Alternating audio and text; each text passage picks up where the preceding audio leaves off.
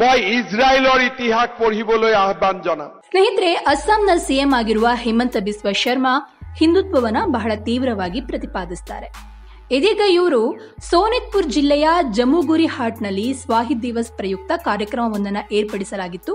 ಈ ಸಂದರ್ಭದಲ್ಲಿ ಇವರು ಹೇಳಿದಂತಹ ಮಾತು ಇದೀಗ ಬಹಳ ವೈರಲ್ ಆಗ್ತಾ ಇದೆ. ಇವರು ಏನ್ ಹೇಳಿದ್ದಾರೆ ಅಂತ ಅಂದ್ರೆ, ಶತ್ರುಗಳು ನಮ್ಮ ದೇಶದ ಸುತ್ತ ಸುತ್ತುವರೆದ್ರೂ ಕೂಡ ಇಸ್ರೇಲ್ ಅದೆಷ್ಟು ಶಕ್ತಿಶಾಲಿಯಾಗಿದೆ, ಅದು ಹೇಗೆ ತಾನು ಬದುಕುಳಿಬೇಕು, ತಾನು ಹೇಗೆ ಪವರ್ಫುಲ್ ಆಗಿರ್ಬೇಕು ಅನ್ನೋದನ್ನ ಅದು ತೋರಿಸಿಕೊಡುತ್ತೆ, ಅದನ್ನ ನೋಡಿ ನಾವು ಕಲಿಬೇಕು ಅಂತ ಹೇಳಿ ಹಿಮಂತ ಬಿಸ್ವಾ ಶರ್ಮಾ ಅವರು ಹೇಳಿದ್ದಾರೆ. ಇನ್ನು ಮುಂದುವರೆದು ಮಾತನಾಡಿದಂತಹ ಶರ್ಮಾ, ಅಸ್ಸಾಂ ಗಡಿಗಳು ಯಾವತ್ತಿಗೂ ಸುರಕ್ಷಿತವಾಗಿರಲಿಲ್ಲ ಅಂತ ಹೇಳಿ ಅಭಿಪ್ರಾಯವನ್ನ ಪಟ್ಟಿದ್ದಾರೆ. ಇನ್ನು ನಾವು ಬಾಂಗ್ಲಾದೇಶ, ಮಯನ್ಮಾರ್ ಹಾಗೂ ಪಶ್ಚಿಮ ಬಂಗಾಳದೊಂದಿಗೆ ಗಡಿಯನ್ನ ಹಂಚಿಕೊಂಡಿದ್ದೇವೆ. ಅಸ್ಸಾಮಿಗಳು 12 ಜಿಲ್ಲೆಗಳಲ್ಲಿ ಅಲ್ಪಸಂಖ್ಯಾತರಾಗಿದ್ದಾರೆ ಅಂತ ಹೇಳಿದ್ದಾರೆ. ಇನ್ನು ಸ್ನೇಹಿತರೆ, ನಾವು ಇಸ್ರೇಲ್ನ ಕುರಿತು ಈ ಹಿಂದೆ ಹೇಳುವಾಗ ಇಸ್ರೇಲ್ ಅದೆಷ್ಟು ಶಕ್ತಿಶಾಲಿಯಾಗಿದೆ, ಅದರ ಪವರ್ಫುಲ್ ತಂತ್ರಜ್ಞಾನ ಆಗಿರಬಹುದು, ಅದು ಶತ್ರುಗಳನ್ನ ಮಣಿಸುವ ರೀತಿಯಾಗಿರಬಹುದು, ಅದು ಶತ್ರುಗಳನ್ನ ಹಿಮ್ಮೆಟ್ಟಿಸುವ ರೀತಿಯಾಗಿರಬಹುದು, ಇದೆಲ್ಲವನ್ನ ನೋಡಿ ಭಾರತ ಕಲಿಬೇಕಾಗಿದೆ ಅಂತ ನಾವು ನಮ್ಮ ಈ ಹಿಂದಿನ ವರದಿಗಳಲ್ಲಿ ಹೇಳ್ತಾ ಇದ್ವಿ. ಹಿಮಂತ ಬಿಸ್ವಾ ಶರ್ಮಾ ಕೂಡ ಅದನ್ನೇ ಹೇಳಿರುವಂತದ್ದು. ಇಸ್ರೇಲ್ನಂತಹ ಪುಟ್ಟ ದೇಶವನ್ನ ಅದರ ಶತ್ರುಗಳು ಸುತ್ತುವರೆದಿದ್ರು ಕೂಡ ಆ ದೇಶಕ್ಕಿರುವಂತಹ ಜ್ಞಾನ, ತಂತ್ರಜ್ಞಾನದ ಬಲ, ವಿಜ್ಞಾನ, ಸೈನ್ಸ್, ಟೆಕ್ನಾಲಜಿ ಇದೆಲ್ಲದರೊಂದಿಗೆ ಇದೆಲ್ಲವನ್ನ ಬಳಸಿ ಇಸ್ರೇಲ್ ಇವತ್ತು ಬಲಿಷ್ಠ ದೇಶವಾಗಬಹುದು, ತಾನು ಹೇಗೆ ಬಲಿಷ್ಠ ದೇಶವಾಗಬಹುದು ಎಂಬ ಪಾಠವನ್ನ ಇಸ್ರೇಲ್ನಂತಹ ಒಂದು ಸಣ್ಣ ದೇಶ ವಿಶ್ವದ ಅನೇಕ ದೇಶಗಳಿಗೆ ಪಾಠವನ್ನ ಕಲಿಸಿದೆ. ಅದನ್ನ ನೋಡಿ ನಾವು ಕಲಿಬೇಕು. ಆಗ ಮಾತ್ರ ನಾವು ಒಂದು ಸಮುದಾಯವಾಗಿ ಜೀವಂತವಾಗಿರ್ಲಿಕ್ಕೆ ಸಾಧ್ಯ ಅಂತ ಹೇಳಿದ್ದಾರೆ. অসমীয়া লোকক মই ইজৰাইলৰ ইতিহাস পঢ়িবলৈ আহ্বান জনাম।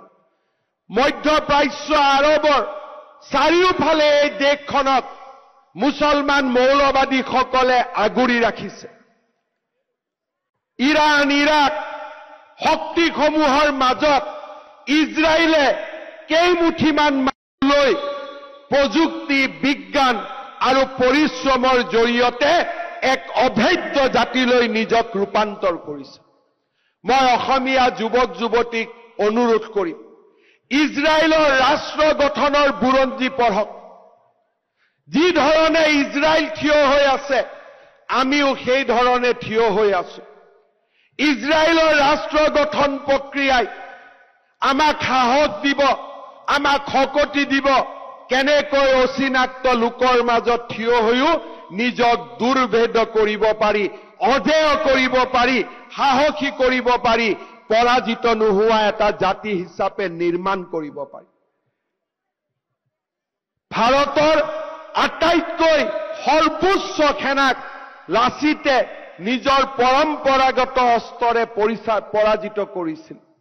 লাচিত আমাৰ প্ৰেৰণা, কনকলতা আমাৰ প্ৰেৰণা, শ্বহীদ খৰ্গেশ্বৰ তালুকদাৰ আমাৰ প্ৰেৰণা।